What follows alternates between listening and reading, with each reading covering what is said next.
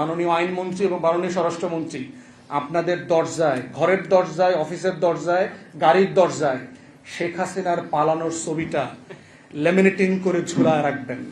BNP রাজনৈতিক দল হিসেবে বেঁচে থাকবে কিনা তার অস্তিত্বের প্রশ্ন জড়িত আছে। রিপাবলিকের কথা বলা আছে, যেটাতে বলা ছিল যে 3টা মূলনীতির উপরে ভিত্তি করে এই বাংলাদেশ নামক নতুন প্রজাতন্ত্র পরিচালিত হবে: সাম্য, মানবিক মর্যাদা এবং সামাজিক সুবিচার। অথচ দেখেন, সেই বাংলাদেশটা, যেই বাংলাদেশের ঘোষণাপত্রের আলোকে হাজার হাজার লক্ষ লক্ষ মানুষ মুক্তির লড়াইতে নেমে গিয়েছিল আমার বাবার মতো জীবন যৌবনকে ত্যাগ করে, তারা আসলে কেমন বাংলাদেশ পেয়েছিল এবং এই 72-এর সংবিধানটার ক্রাইসিসটা কোথায়? গাঠনিক একটা ক্রাইসিস আছে 72-এর সংবিধানের, সাবস্টেন্সের আগে সেখানে বলছি আর কি। গাঠনিক ক্রাইসিস কোথায়? সেটা হচ্ছে যে 72-এর সংবিধানটা আসলে কে তৈরি করেছে।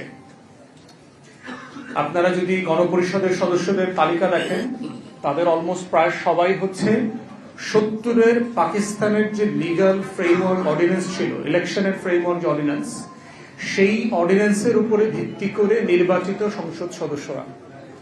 এবং তাদের আসলে ওয়াদা কি ছিল? What was their pledge to the nation ইলেকশনে? যে তারা পাকিস্তান নামক রাষ্ট্র, তার স্বাধীনতা, তার সভরেন্টি, তার সংবিধানকে মান্য করবেন। That was their plays.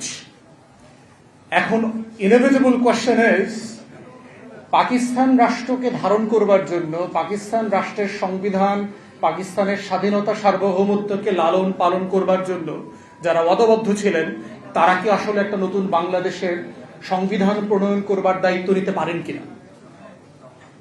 এবং এটাই হচ্ছে 72-এর সংবিধানের ক্রিটিক্যাল কোশ্চেন, যে এই কোশ্চেনের ম্যান্ডেট বারবার প্রশ্নবিদ্ধ হয়েছে।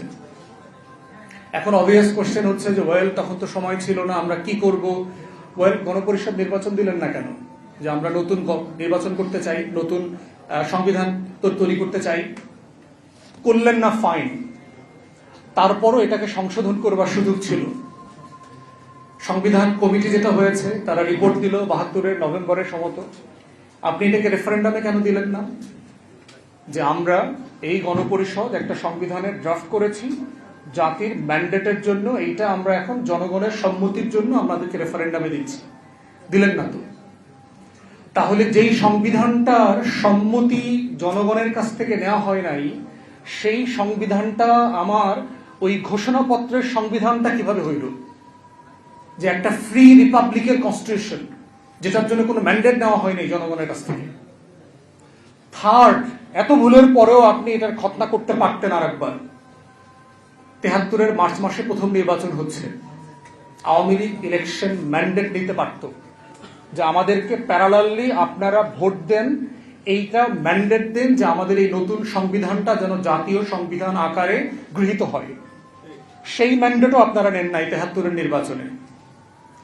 তাহলে যেই সংবিধানটা মানে ইন ইটস ভেরি এসেন্স গাঠনিক প্রসেসের ভিতরে একটা ইলেজিটিমেট ডকুমেন্ট, সেইটাকে আপনি আমাদের আজকে 56 বছর পরেও থার্ড জেনারেশনের উপরে চাপিয়ে দিচ্ছেন the only basis to legitimize any uprising posthumously. সেটা আপনি কিভাবে করেন? করতে পারেন না তো। এটা জেস্টেশনই একটা ইলেজিটিমেট ডকুমেন্ট 72-এ, যেটা গাঠনিক প্রক্রিয়াটা সঠিক ছিল না, জনগণের সম্মতি নেওয়া হয়নি। স্বাধীন দেশে পৃথিবীতে কোথাও জনগণের ম্যান্ডেট ছাড়া কোথাও কোনোদিন কোনো সংবিধান হয় নাই। ইদার আপনি স্কটিশ মডেলে যেতে পারতেন। 2014-তে, 15, 16-তে স্কটিশ রেফারেন্ডামের আগে তারা টোটাল ডকুমেন্টেশন রেফারেন্ডামের আগেই জনগণের কাছে দিয়ে দিয়েছে।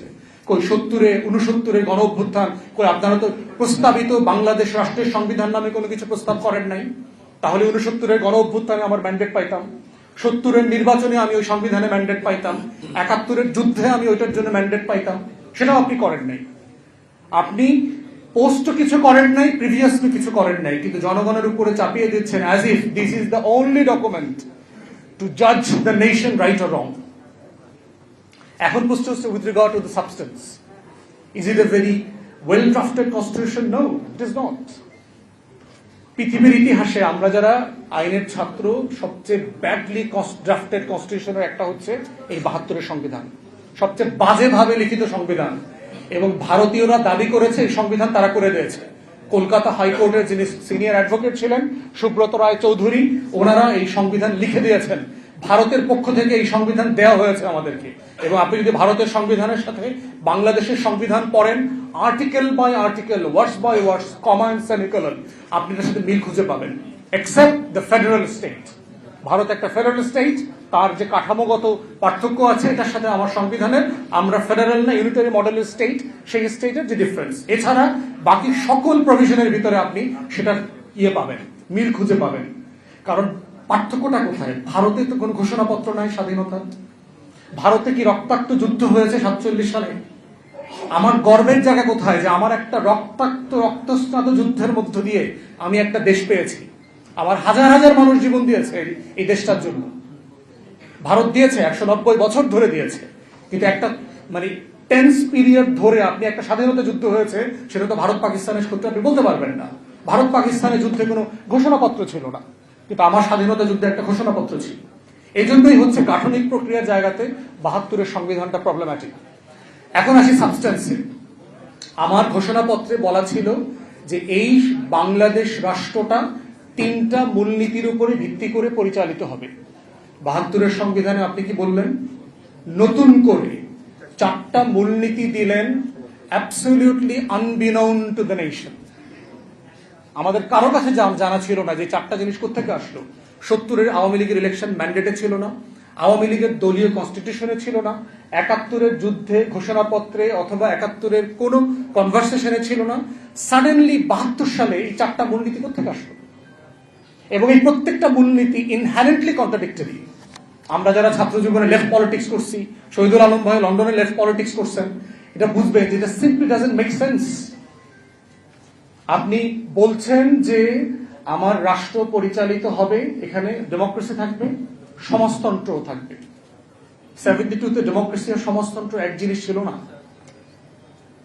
আপনি বলছেন যে এই জাতি বাঙালি বলিয়া পরিচিত হইবে। তাহলে আমার রাষ্ট্রের হাজার হাজার চাকমারা পাহাড়িরা যেই ঘোষণাপত্র শুনে যুদ্ধ করতে গিয়েছিল, তাকে আপনি 1 বছর পরে বললেন যে তুমি যদি বাঙালি না হও তোমার আইডেন্টিটির কোনো স্বীকৃতি আমার কাছে নাই। তাহলে ওই যে ফ্রি, ইনক্লুসিভ, ডেমোক্রেটিক রিপাবলিকের কথা বললেন, সেই রিপাবলিকের প্রত্যেকটা এসেন্স এন্ড প্রিন্সিপালের সাথে এই 4টা মূলনীতি যায় না সিম্পলি। কারণ এখানে অবাঙালিরাও যুদ্ধ করেছে। 16ই ডিসেম্বর এই স্বাধীন বাংলায় ঊর্ধ্ববাসী মুক্তিযোদ্ধারা বিজয় মিছিল নিয়ে 32 নম্বরে গিয়েছে এবং তাদেরকে গুলি করে আমার সোনার বাংলার মুক্তিযোদ্ধারা হত্যা করেছে। ঊর্ধ্বভাষী মুক্তিযোদ্ধা। চাকমাদেরকে শেখ মুজিব বলেছিল বাঙালি হয়ে যাওয়ার জন্য। তাহলে আপনি এই রাষ্ট্রটা তৈরি করলেন যে প্রিন্সিপালের উপরে ভিত্তি করে 72-এর সংবিধান তার প্রত্যেকটা প্রিন্সিপালের কুঠারে আঘাত করেছে। তাহলে এই সাবস্টেন্স দিয়ে আপনি এই রাষ্ট্রটাকে ইনক্লুসিভ কিভাবে ধরে রাখবেন? আপনি মানে গণতন্ত্র রাখবেন, আপনি আবার সমাজতন্ত্র রাখবেন। এবং রেখে কি হয়েছে দেখেন, কোন গণতন্ত্র হয়েছে। আপনার 72-এর সংবিধানে গণতন্ত্র ছিল, কিন্তু 73-এর নির্বাচনে তো আমরা গণতন্ত্র দেখি নাই। 73-এর নির্বাচনে তো আমরা কোনো গণতন্ত্র দেখি নাই। 293টা সিট পাওয়ার পরে শেখ মুজিব বঙ্গভবনে দাঁড়ায় বলেছে আজকে দেশে কোনো বিরোধী দল নাই। শেখ মুজিব বলছে, বিরোধী দল না থাকাটা কি আপনার দেশের জন্য কোনো ক্রেডিট? গণতন্ত্রের জন্য ক্রেডিট? জাসদের শত শত এমপি ক্যান্ডিডেটকে পিটায়া এলাকা ছাড়া করে দিয়েছে, কয়েক ডজনকে হত্যা করেছে, ইলেকশন করতে দেয়নি। তাহলে আপনারা কেন কিসের জন্য বললেন গণতন্ত্রের কথা? এটাই তো মুক্তির লড়াইতে ছিল। আপনি বলছেন যে সমাজতন্ত্র থাকবে, আবার বলছেন যে গণতন্ত্র থাকবে। গণতন্ত্রের সাথে তো উদার নৈতিক ক্যাপিটালিজম, পুঁজিবাদী সমাজের বৈশিষ্ট্য আছে। সংবিধানে বলা আছে যে একটা ফ্রি এন্টারপ্রাইজ থাকবে, কিন্তু সেখানে আপনি দেখলাম যে 72-এর পরে 73-এর পরে বাংলাদেশের সব প্রাইভেট এন্টারপ্রাইজ, পাটকল, জুট মিল সবকিছুকে ন্যাশনালাইজ করে ফেললেন। এই ন্যাশনালাইজেশন তাহলে কি আমার মুক্তির লড়াইয়ের সাথে কনসিস্টেন্ট ছিল না তো? তাহলে এইভাবে 72-এর সংবিধান আমার মুক্তির লড়াইয়ের প্রত্যেকটা আকাঙ্ক্ষার সাথে বেইমানি করেছে। এবং তারপরে দেখেন এখানে ক্ষান্ত হয়নি, 4th অ্যামেন্ডমেন্ট করেছে শেখ মুজিব বেঁচে থাকা অবস্থায়। 4th সংশোধনী সকল রাজনৈতিক দল বিলুপ্ত করে তারা শুধুমাত্র একটা জাতীয় দল করেছে, সোভিয়েত ইউনিয়নের মডেলে, জাতীয় দল আওয়ামী লীগ, মানে কি অভিশপ্ত একটা দল, নিজের দলটাকে পর্যন্ত বিলুপ্ত করে দিয়েছে। এবং এর সাথে বাংলাদেশের পতিত পলিউটেড বাম সিপিবিরা জড়িত ছিল। এই কমরেড মনি সিংরা থেকে শুরু করে সবাই শেখ মুজিবকে মিসগাইড করেছে when it comes to creating Baksal. তো এই বাকশাল, এই চতুর্থ অ্যামেন্ডমেন্টের এই সংবিধান কি আমার ৭১-এর মুক্তির লড়াইয়ের সাথে কনসিস্টেন্ট ছিল না তো। তারপরে কি করেছেন, সকল পত্রিকা নিষিদ্ধ করে দিলেন একটা ঘোষণা দিয়ে। রক্ষী বাহিনী শুধু ক্রিয়েট করলেন না, রক্ষী বাহিনীকে ইনডেমনিফাই করলেন যে রক্ষী বাহিনীর কোনো অন্যায়, অবিচার, ফৌজদারি অপরাধ কোনো আদালতে উত্থাপন করা যাবে না, চ্যালেঞ্জ করা যাবে না। বিএনপি সে রক্ষী বাহিনীর সদস্য মাসুদউদ্দিন আহমেদ চৌধুরীরা আবার 111-এর সময় অনেক বড় পত্র দিছিল, পরে তো খায়া দিছে বিএনপিরে। এই যে বাস্তবতাগুলো কেন নতুন প্রজন্ম বিপ্লবের আকাঙ্ক্ষা নিয়ে আবার 24-এ মাঠে নেমেছে, এই পুঞ্জীভূত কষ্ট, ক্ষোভ, বঞ্চনা, যে মুক্তির লড়াইয়ের সাথে আমাদের সাথে জাতির সাথে বারবার গাদ্দারি করা হয়েছে, এই জন্যই দেয়ার আর প্রবলেমস উইথ 72's কনস্টিটিউশন। এই জন্য আমাদের কনস্টিটিউশনের এই যে বেসিক ফিচারের কথা বলা হয়, একমাত্র acceptable basic feature of any constitution can be the supreme will of the people. আর কোন প্রিন্সিপাল বেসিক ফিচার হইতে পারবে না একটা কনস্টিটিউশনের। একমাত্র প্রিন্সিপাল জনগণের সফরেন উইল। জনগণ চাইবে, বইটাকে ধরবে, নেবে, মানবে, জনগণ চাইবে না, ছুঁড়ে ফেলে দেবে, শেষ। এটাই হচ্ছে একমাত্র basic feature of the constitution. এবং এই প্রিন্সিপালের উপরে ভিত্তি করে হচ্ছে জুলাই জাতীয় সনদ প্রণয়ন করা হয়েছে। It's a purely a political question, nothing within the definition of the ordinance or the order or the constitutional framework it can be justified. It's a pure political question, sovereign will of the people. এবং গণ অভ্যুত্থানের রায় অনুযায়ী এটাকে বাস্তবায়ন করতে হবে।